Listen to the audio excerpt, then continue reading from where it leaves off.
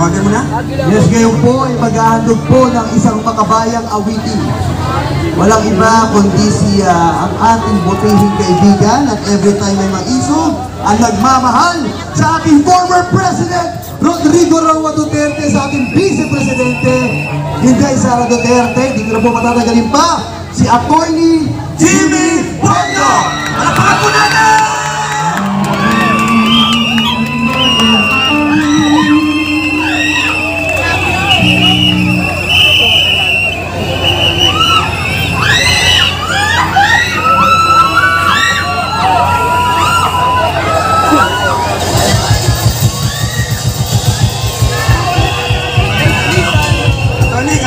Si Eli Buendia.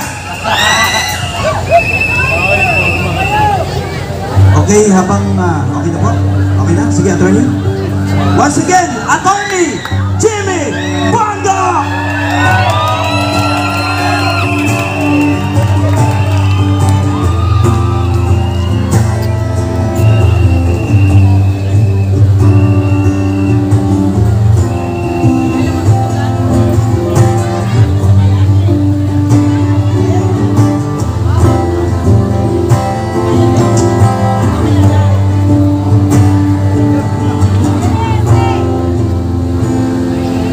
Malaya ka ba?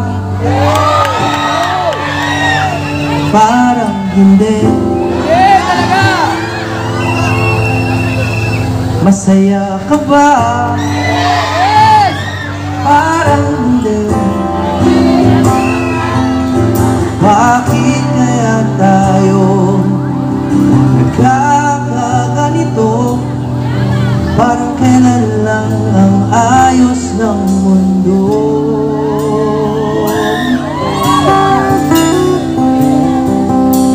Nabudol ka ba? Nabudol ka ba? Di ko alam. Natuto ka ba? Sana naman. Bakit kaya tayo kakaganito? Parang kailan lang Duterte ang Pangulo. Paano tayo lalaya kung tayo ay dinadaya sa karapatan nating magsalita?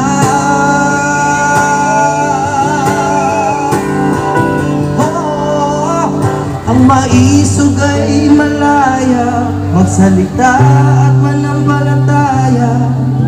Hindi tayo susuko sa mga mandaraya.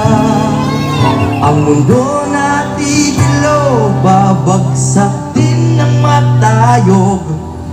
Sino ang matitira? Tayong maisog. Sino ang matitira? Tayong maisog. Sino ang matitira? Tayong maisog!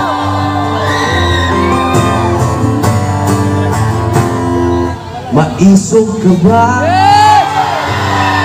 Magsalita. Yes! Lalaban ka ba? Yes! Halika na. Magkaisa tayo sa pag-ikot ng mundo. Duterte muli ang ating Pangulo. Duterte! Duterte! Duterte! Paano tayo lalaya kung tayo ay dinadaya sa karapatan nating magsalita?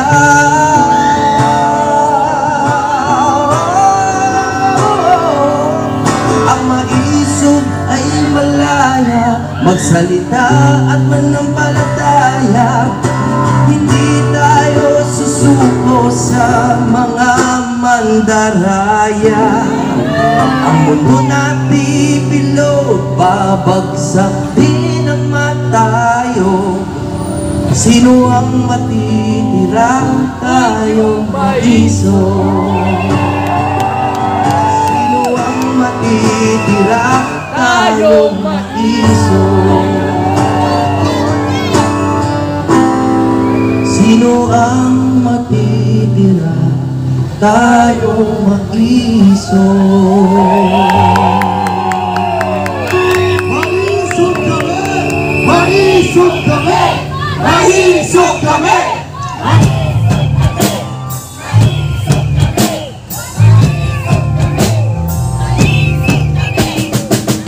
Kung hindi po kayo matapang, umuwi na kayo.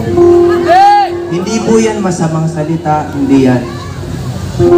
Ang dahilan po kung bakit dapat umuwi na lang tayo. No?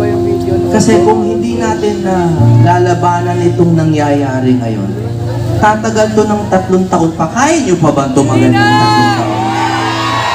Sa totoo lang, sino bang siraulong magpapaulan? Correct! Diba? Magkasakit pa tayo, napakamahal ng gamot. Kung hindi naman karapat dapat yung pinaglalaban natin. Correct! Ito sa totoo ito ako kasi ang isa ko lang pong pangako sa inyo, lagi ako nagsasabi ng totoo. Kahit kakampi ko, kung hindi totoo yung sinasabi, hindi ako makikiride. Hindi ako ganun eh. Hindi ako politician, hindi ako ganun. Sa totoo lang ba, gumaan ba ang buhay nyo ngayon? Diba? Ngayon, lahat ba yan maisisisi natin sa administrasyon? Siyempre hindi. Pero halos lahat maisisisi mo sa administrasyon. Correct! Sabi nila yung flood control, hindi nag-work dahil sa hangin. Kung nung panahon ni Duterte sinabi yan, babanatan niya ng foreign media. Ngayon, may bumabanat ba? Wala! Wala! Diba? Kasi nakasuksok sila sa bulsa Hindi, ako totoo lang hindi po ako aktivistang ganap kayo yun, bilib ako sa inyo. Pero kailangan makita natin yung totoo. Yung Rappler dati, kung banatan si Duterte, mabahing lang, binabanatan na sa front page ng Rappler. Correct! Ito, yung nangyayari ngayon, kung ano-ano ng baha, kung ano-anong mga pagkikidnap, lumalabas ba sa Rappler? Wala! Wala! Hindi ba tayo nagtataka kung bakit sila, yung mga Pinklawan, yung mga sila Maria Ressa, nung panahon ni Duterte, maliit na pagkakamali, sisitahin. Pero ngayon, ang dami ng kasamaang nangyayari, ang dilim na ng Pilipinas. Pero wala po silang sinasabi. Ang lagi nilang sinasabi, okay lang yan, mas okay naman si BBM kaysa kay Duterte. Tama ba yun? Sa mga kapatid po natin sa Kingdom of Jesus Christ, kami po ay nakikiisa sa inyo. Hindi ito tungkol sa relihiyon, hindi ito tungkol sa kampi-kampi, kung kanino, kung sino ang tama sa mga pananampalataya. Wala pong tama sa pananampalataya. Lahat po tayo, kung taus-pusong nananampalataya, tama tayong lahat. Hindi po pananampalataya ang issue, kundi yung kalayaan manampalataya at mamuhay ng tahimik. Ang unang-una pong tinuturo sa law school, pagdating sa criminal procedure at political law, ang unang-unang tinuturo, a man's home is his castle. Sinabi yan ni Sir Edward Cook. Hanapin nyo, ang spelling ng Cook. Huwag nyo nang tanong kung sino nag-Cook. Pero Sir Edward Cook ang pag-pronounce yan. Ang sinabi niya, a man's home is his castle. Sa Tagalog, pakitulungan nga ako sa Tagalog. Diba? Ang bahay ng tao ay ang kanyang kaharian. Tama? Tayo po, hindi tayo pwedeng maglaag-laag dyan. No? Na parang magpapasura ka, ganyan. Pero sa bahay mo, kung gusto mo magkalat, pwede. Di ba? Yun yan yung punto nun, di ba? Pwede bang pasukin kahit ng presidente ng Pilipinas ang bahay mo, kahit informal settler ka? Pwede ba? Hindi pwede. Kahit sabihin nila, hindi, lumalabag ka sa batas, informal settler ka. Hindi pa rin. May tamang procedure dyan. No, mag-ejectment sila. Merong court process. Pero hindi papasok lang ang pulis dyan, umalis kayo dyan. O kaya, hindi rin pwede, uupo yung pulis dyan, tapos 20 days, 30 days, maggagawing hotel yung bahay mo. Hindi pwede. Kaya po kami ay nakikiisa, hindi lang po sa pananampalataya. Kasali yun, iisa po ang ating Jesucristo, Panginoong Jesucristo. Iisa. At sa ating mga kapatid na Muslim, kahit sila, ginagalang nila ang ating Panginoon. Pero ito po ay tungkol sa ating karapatan na hindi ma-deprive ng life, liberty, and property. Yun lang po, kami po ay nakikiisa sa Kingdom of Jesus Christ.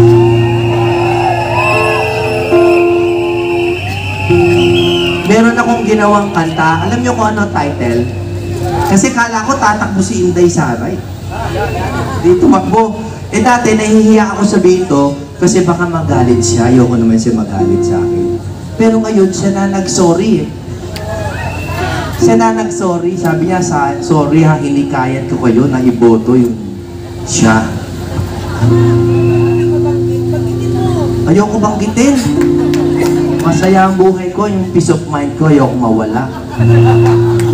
Pero, ang title po ng kantang to na inaalay ko sa ating lahat, pati sa sarili ko, ang title nito ay Maharlikang Inday. Maharlikang Inday. Bakit? Kasi nung panahon na yon, ang liwanag na ng Pilipinas, at ang aking panalangin noon, na tumulo yung liwanag na dumadapo sa ating bayan at si Inday ang magtulay dahil siya ang may taglay ng bagong dugong Maharlika. Kasi po dati, yung kulay ng dugong Maharlika, eh bughaw. Pero dahil kay Sara naging berde. Hindi, ang ibig sabihin, hindi na po yung dating kulay. Maharlikang Inday.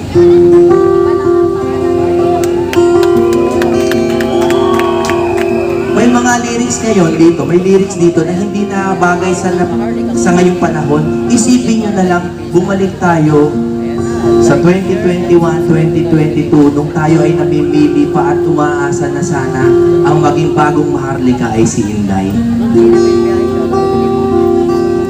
Nagsimula na ang pagbabagong hinihintay, katotohanan na naghaharing salaysay. Hinito ang kasaysayang Maharlika, at ibalik ng tunay na mandirigma. Si Duterte yun, siyempre. Bagong dugong dumadaloy sa bayan, walang bahid ng luma na kaharian.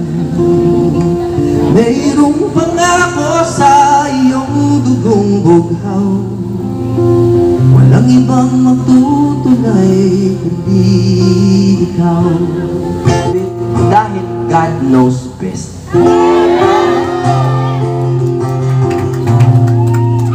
Nananalantay sa iyong dugo ang pangako na ang kasarilan natin hindi ilalako.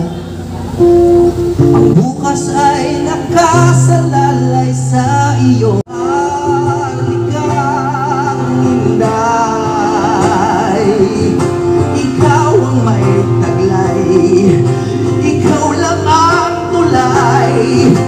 Maharlikang Inday,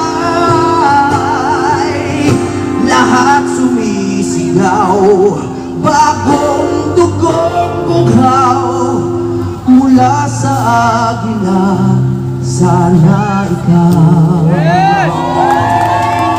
Mula sa agila, sana ikaw.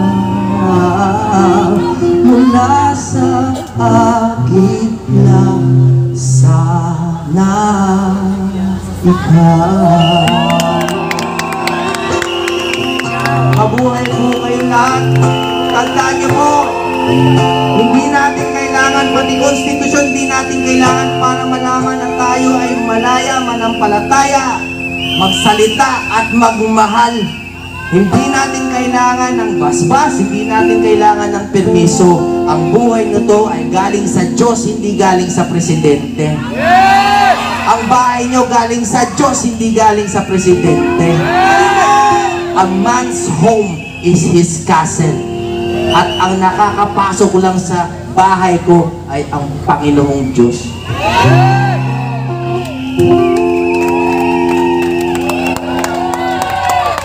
Okay.